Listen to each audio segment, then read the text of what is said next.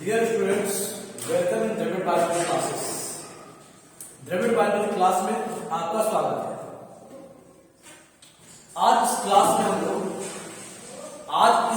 में हम लोग मूलतः निषेचन के बारे में जानेंगे, फर्टिलाइजेशन के बारे में जानेंगे। निषेचन क्या है, फर्टिलाइजेशन क्या है, इसके बारे में जानेंगे और क्लोन और शिशु में क्या डिफरेंस है इसके बारे में। लेकिन यदि आप चाहते हैं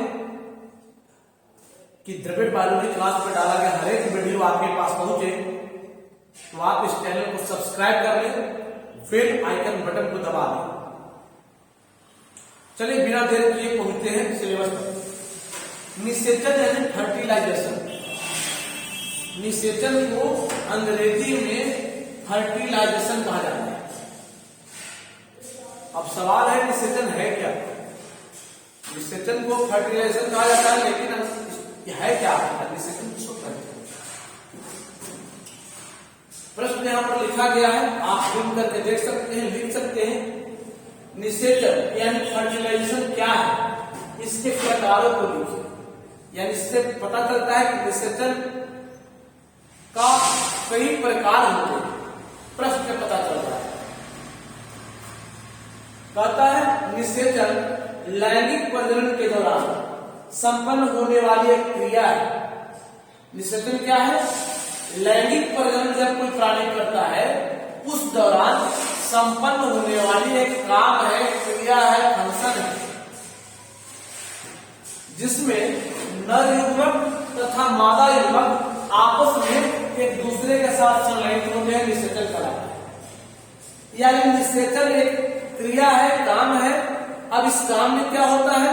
तो नर युग्मक जो प्रजनन में भाग ले रहा है प्राणी का नर युग्मक एवं मादा युग्मक आपस में संलयित होते हैं, जुड़ते हैं। अगर जंतु कोई है जो प्रजनन में भाग ले रहा है, जंतुओं में निषेचन हो रहा है, तो नर युग्मक यानी शुक्राणु और मादा युग्मक यानी अंडाणु आपस में संलयित होंगे। लेकिन यदि कोई पौधा में निषेचन हो रहा है तो नर युग्मक परागकण और मादा युग्मक महाबीजाणु आपस में संलयित होंगे, जुड़ेंगे।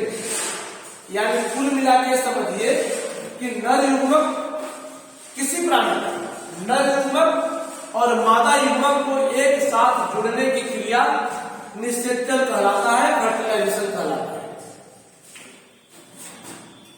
अब निषेचन को दो प्रकारों में बांट दिया गया है।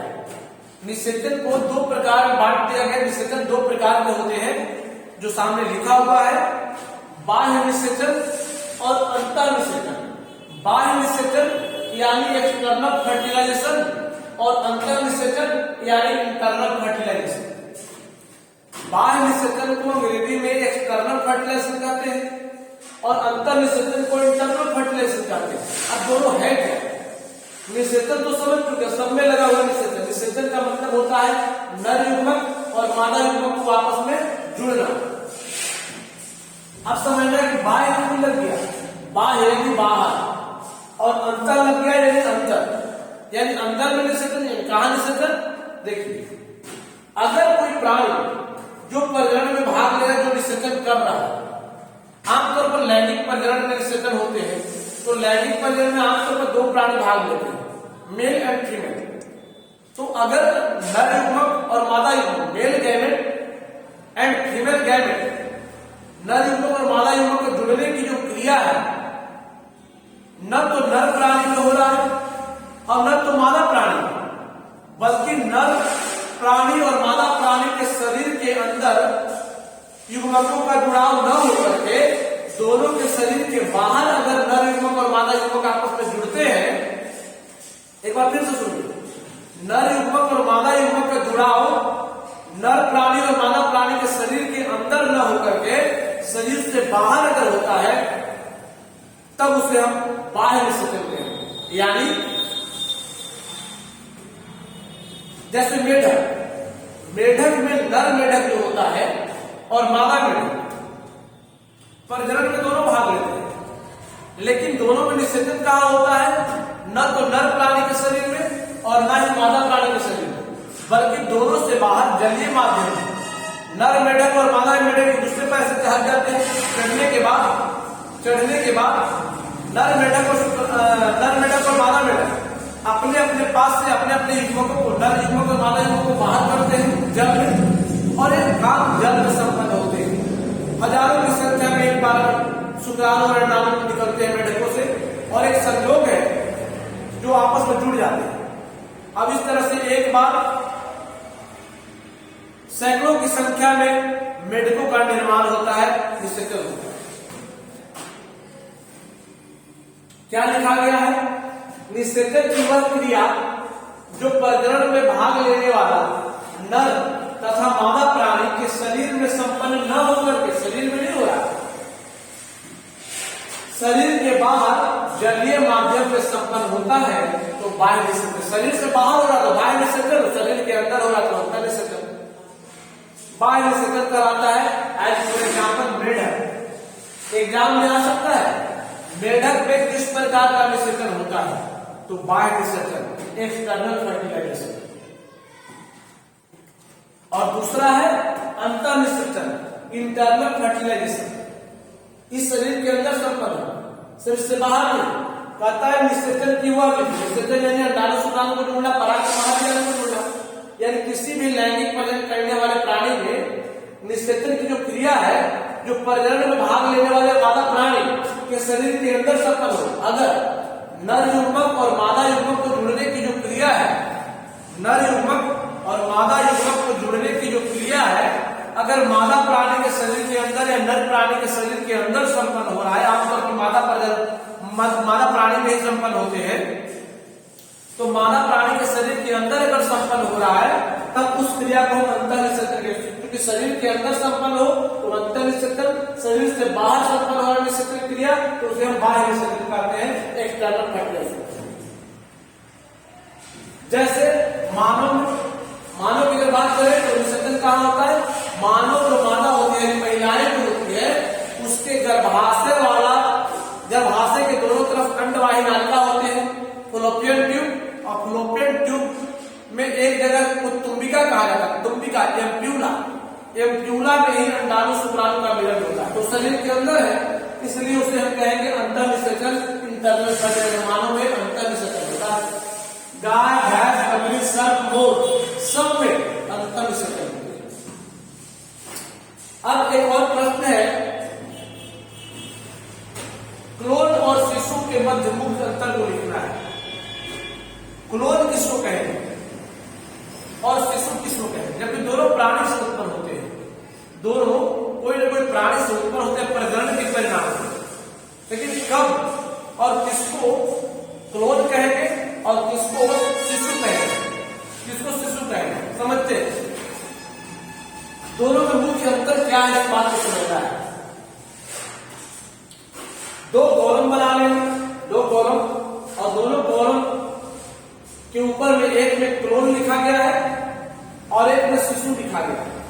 जो खासियत शिशु की होगी शिशु में लिखाएगा, और जो खासियत क्लोन का होगा क्लोन में लिखाएगा। देखिए कहता है क्लोन जो होते हैं अलैंगिक प्रजनन के द्वारा उत्पन्न होता है, यानी अलैंगिक प्रजनन से उत्पन्न होने वाला जो प्राणी है वो क्लोन कहलाता है। ये भी हम कह सकते हैं, अलैंगिक प्रजनन से उत्पन्न होने वाला प्राणी क्लोन कहलाता है। और शिशु में लिखा गया है कि शिशु लैंगिक प्रजनन के द्वारा उत्पन्न होता है, यानी लैंगिक प्रजनन के द्वारा जो उत्पन्न बच्चे होते हैं, प्राणी होते हैं, उन्हें हम शिशु कह सकते हैं। आगे और भी डिफरेंस है। क्लोन एक जनक से उत्पन्न होता है, क्योंकि क्लोन जो है एक जनक इसलिए बोल रहे हैं क्योंकि अलैंगिक से उत्पन्न हो रहा है, तो अलैंगिक प्रजनन में एक ही प्राणी भाग लेते हैं, उनमें अलग पार्टनर की आवश्यकता नहीं होती, तो क्लोन एक जनक द्वारा, एक पैरेंट द्वारा उत्पन्न होता है। जबकि लैंगिक प्रजनन, क्योंकि शिशु जो है वो लैंगिक प्रजनन से उत्पन्न हो रहा है, उस लैंगिक प्रजनन में मतलब दो प्राणी भाग लेते हैं, और दो प्राणी भाग लेने के कारण शिशु जो होंगे हम कह सकते हैं कि यह प्राय दो जनक से उत्पन्न होते हैं, यानी एक मदर एक फादर। क्लोन में तीसरा अंतर क्या है? क्लोन अपने जनक यानी अपने जन्म देने वाला जो प्राणी है उससे एवं सहोदर, अपना सहोदर भाई बहन जो होते हैं उनके और से पूर्णतः एक समान होते हैं। यानी क्लोन जो होता है अपने जनक से, जन्म देने वाला से, और अपने भाई बहन से, सहोदरों से पूर्णतः एकदम 110% हूबहू एक समान होते हैं। जबकि शिशु में ऐसा नहीं होता।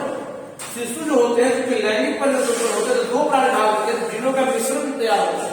अब इस हालत से शिशु अपने जनक तथा सहोदरों से भिन्न होते हैं। एक जैसा देखने में लगेंगे, लेकिन 100% नहीं, कहीं न कहीं कोई ना कोई भिन्नता होती है। एक ही माँ बाप से जन्म लेने वाले बच्चे, 2-3 भाई बहन अलग अलग नजर आते हैं, तो अर्थात पूर्णतः एक समान नहीं होते। कहता है क्रोन में कौन आ जाएंगे, हाइड्रा, यूग्लिना, और शिशु में आ जाएगा मानव तथा अन्य जंतु जितने भी है जो लैंगिक प्रजनन करते हैं, वो सभी शिशु के अंतर्गत आते हैं। यदि आप चाहते हैं कि इसी तरह का और भी वीडियो, और भी क्लास, और भी क्वेश्चन आपको क्लियर हो जाए, आप समझ सके, तो द्रविड़ बायोलॉजी क्लासेस नामक चैनल को सब्सक्राइब करें, बेल आइकन को दबाएं, ताकि द्रविड़ बायोलॉजी क्लास में डाला गया हर एक वीडियो सबसे पहले आपके पास पहुंचे।